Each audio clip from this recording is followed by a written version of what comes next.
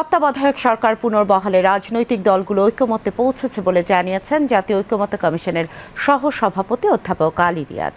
তিনি আরও জানান, আগামী মঙ্গলবার তত্ত্বাবধায়ক সরকারের গঠন প্রক্রিয়া নিয়ে আরও আলোচনা হবে। আজ রাজধানীর ফরেন সার্ভিস একাডেমিতে রাজনৈতিক দলগুলোর সঙ্গে দ্বিতীয় দফার দ্বাদশ দিনের সংলাপ শেষে ব্রিফিংয়ে এ তথ্য জানান অধ্যাপক আলী রিয়াজ। জরুরি অবস্থা ঘোষণা ও প্রধান বিচারপতি নিয়োগ প্রক্রিয়া এই দুটি বিষয় ঐক্যমত্য হয়েছে জানিয়ে ব্রিফিংয়ে তিনি জানান, রাজনৈতিক দলগুলো আপাতত জ্যেষ্ঠতার ভিত্তিতে প্রধান বিচারপতি নিয়োগ দেওয়ার বিষয়ে একমত হয়েছে।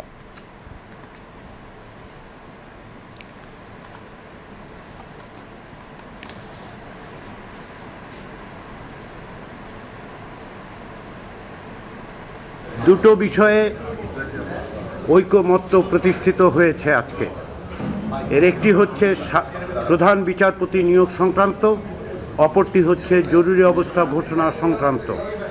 13 জুলাই তারিখে অনুষ্ঠিত বৈঠকে অংশগ্রহণকারী সকল দল, রাজনৈতিক দল এবং জোটসমূহ আরও 3টি বিষয়ে ঐকমত্য প্রকাশ করেছে এবং এর মধ্য দিয়ে প্রধান বিচারপতি নিয়োগ সংক্রান্ত 95 অনুচ্ছেদ বিষয়ক সার্বিক ঐকমত্য প্রতিষ্ঠিত হলো। যে 3টি বিষয়ে ঐকমত্য আজকে প্রতিষ্ঠিত হয়েছে তার একটি হচ্ছে আপিল বিভাগের জ্যেষ্ঠতম বিচারপতিকে রাষ্ট্রপতি প্রধান বিচারপতি হিসেবে নিয়োগদান করিবেন।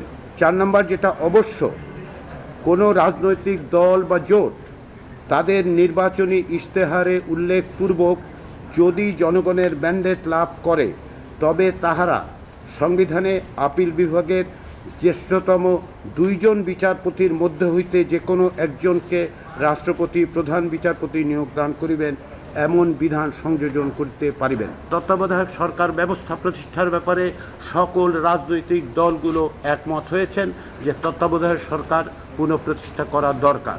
সেই আলোকেই আমরা বিভিন্ন রকম প্রস্তাব আলাপ আলোচনা করছি। তো আমরা আশা করছি যে আগামী পরশুদিন এই বিষয়ে আমরা আলোচনা অব্যাহত রাখব এবং সেই আলোচনা অব্যাহত রাখার স্বার্থে কমিশনের পক্ষ থেকে যে প্রস্তাব, সেই প্রস্তাব প্রয়োজনে সংশোধন করা হবে। আমাদের দৃঢ় বিশ্বাস যে আমাদের যে অগ্রগতি সাধিত হচ্ছে সেই অগ্রগতি অব্যাহত রেখে আমরা জুলাই মাসের শেষ নাগাদ একটি জাতীয় সনদে উপনীত হতে পারব। পরে BNP, Jamaat, NCP, AB party, Islami Andolan, গণ অধিকার পরিষদ সহ বিভিন্ন রাজনৈতিক দলের কেন্দ্রীয় নেতৃবৃন্দ আলোচনায় নিজেদের ঐকমত্যের কথা গণমাধ্যমের কাছে তুলে ধরেন।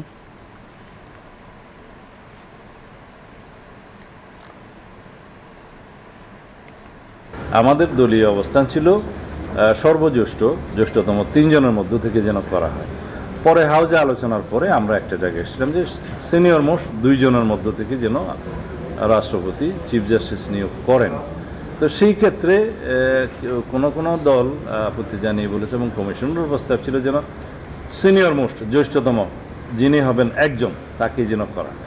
তা আমরা চাই তত্ত্বাবধায়ক সরকার পদ্ধতির মধ্যে কয়েকটা বিকল্প আসুক, এক্সক্লুডিং জুডিশিয়ারি, যেহেতু জুডিশিয়ারিকে বিতর্কের বাইরে রাখাটাই হচ্ছে সবার উদ্দেশ্য। আমরা বলেছি যে কেয়ারটেকার সরকারের সময় আমাদের কনসেপ্টটা হচ্ছে এটা নিরপেক্ষ হবে, সেখানে সরকারি দল বিরোধী দল আর ইস্যু থাকছে না। একটা কেয়ারটেকার সরকার নিরপেক্ষ মানসিকতা থেকেই এটাকে গঠন করতে হবে। তো সেটি আলোচনা চলছে। অলরেডি একটা প্রস্তাব আমরা দিয়েছি, সেটা হচ্ছে যিনি প্রধানমন্ত্রী থাকবেন সে সময় এবং যিনি প্রধান বিরোধী দলের নেতৃত্বে থাকবেন 2 জন, আর চিফ জাস্টিস, এই 3 জন মিলেই সার্চ কমিটি হবে অত বড় জটিল না করার জন্য।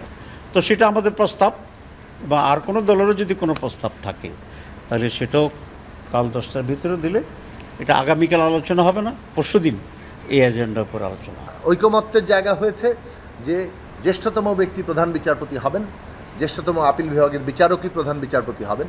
তবে কোনো দল জ্যেষ্ঠতম 2 জনের মধ্যে থেকে একজনকে প্রধান বিচারপতি নিয়োগ দেওয়ার যে অধিকার রাষ্ট্রপতির থাকবে সেটা তারা জনগণের কাছে নিয়ে যেতে পারবেন। গত দিনের আলাপের ভিত্তিতে ঐক্য কমিশন আজকে একটা কম্প্রিহেন্সিভ প্রস্তাব দিয়েছেন।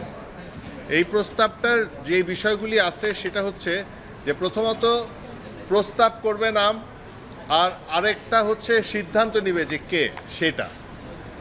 দ্বিতীয় যেটা নতুন জিনিস যেটা আমরা গত দিনের আলাপের ভিত্তিতে আসছে এটা হচ্ছে গণশুনানি হবে। তার মানে হচ্ছে যিনি তত্ত্বাবধায়ক সরকারের প্রধান হবেন তাদের যে ক্যান্ডিডেট থাকবে সবাইকে আসলে গণশুনানি করা হবে। তার মানে তার জীবন বৃত্তান্ত, সে কি সিদ্ধান্ত নিছে না নিছে সেটা সাধারণ মানুষের কাছে পরিষ্কার হবে। তৃতীয় যেটা হচ্ছে, যদি ওনারা সিদ্ধান্ত না নিতে পারেন তাইলে র্যাঙ্কড চয়েস বলে একটা পদ্ধতিতে আমরা ওনাকে নির্বাচন করব। এই পদ্ধতিটা আধুনিক এবং সবচেয়ে গণতান্ত্রিক। একটা খুব রিস্কি বিজনেস যেটা আজকে কমিশন নিয়েছে আমরা মনে করছি, সেটা হলো যে কমিশন বলেছে যে কোনো বিচারকের বিরুদ্ধে যদি সুপ্রিম জুডিশিয়াল কমিশন এখানে যদি কারো বিরুদ্ধে কোনো কমপ্লেন লজ করা হয়, ইনভেস্টিগেশনের পর্যায়ে তাকে সুপারসিড করে আরেকজনকে চিফ জাস্টিস অ্যাপয়েন্ট করা যাবে। তো এটার আমরা মারাত্মকভাবে আমরা ঘোরতর বিরোধিতা করেছি। কমিশন আমাদেরকে আশ্বস্ত করেছেন যে এটা রেকর্ড করলেন। এটা আশা করছি আমরা পরবর্তীতে এই আলোচনা ফিরে আসলে এই আলোচনাটা আবার হয়তো রিভাইভ করবে। আমরা মনে করি যে সকল রাজনৈতিক দল এটি পুঙ্খানুপুঙ্খভাবে আরও বিশ্লেষণ করছে, ভাবছে। কমিশনও আমাদেরকে গতদিন 2টি প্রস্তাব দিয়েছিল, সেখান থেকে তারা আজকে আরেকটি প্রস্তাব দিয়েছে। বিএনপির পক্ষ থেকে একটি প্রস্তাব এসেছে আজকে। আমরা যেমন একটি প্রস্তাব আগে দিয়েছিলাম, জামাতে ইসলামী তারা সম্ভবত সামনে একটি প্রস্তাব দিতে যাচ্ছে। সবগুলো প্রস্তাব নিয়ে আলাপ আলোচনার মাধ্যমে একটি জায়গায় আমরা যেতে পারবো বলে বিশ্বাস করি।